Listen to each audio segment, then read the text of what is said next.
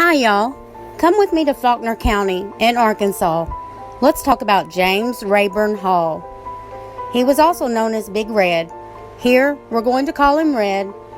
He was born on January 28th of 1921. He was born to Samuel and Eva Hall. He was born with red hair. Samuel was a preacher, a godly man. He lived by the Holy Book.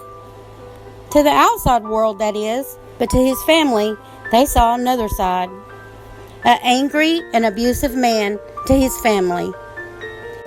Eva was an obedient wife and would not stand up to her husband. Eva's parents were cousins when they married. Well, they're still cousins to this day. As we all know, you do not marry cousins. Eva was known to be timid in her home. They had several children. The first child, Lily, she was born in 1914.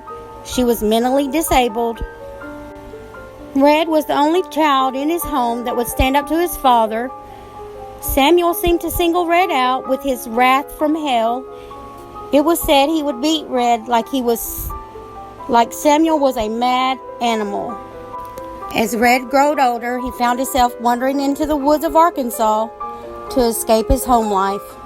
At 12 years old, a pole had fallen and hit Red in the head while he was working on the farm. It knocked him unconscious a couple of hours. Upon awakening, he was vomiting and very sick. It lasted 3 weeks. Some say he was never the same after the hit on the head. Red dropped out of school in the 9th grade. The roads of Arkansas called to him. He would hitchhike all over the state. It has been reported that Red did not walk, he ran left, meaning that he traveled sideways. In 1938, Red married his first wife. He claims he murdered 11 people that year. Red was drafted into the Navy at the end of the World War II. It lasted 8 weeks. He was dishonorably discharged and returned to Little Rock, Arkansas. He married 19-year-old Lorraine Clemens on March 14th. That became an unholy union. They separated for a brief time in June. And on September 28th, Red went to visit his father-in-law. He told him he had not seen his wife in 3 days. He thought she had ran off and left him. Police were notified. In the report, it states she was known to be unfaithful.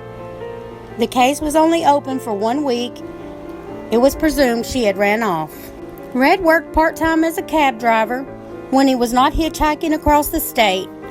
He would stick out his thumb and give an infectious smile that lured in the motorist.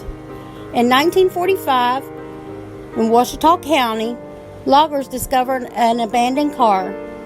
Upon inspection of the car, a body was found slumped behind the steering wheel with a bullet wound to the chest.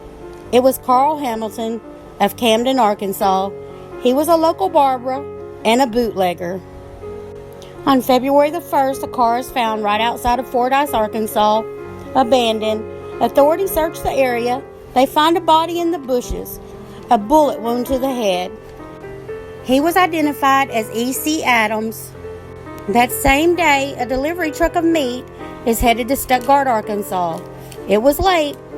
A few hours later, the truck is found abandoned, close to the Bayou Metro Bridge outside of Stuttgart. A search of the area is conducted, and the body of Doyle Mullen was found with a gunshot wound to the head. $125 of company money had been taken. Outside of Little Rock, Arkansas, a partially burned car was found and a charred body inside. The body was identified as J.D. Newcomb. He was working for the State Labor Board.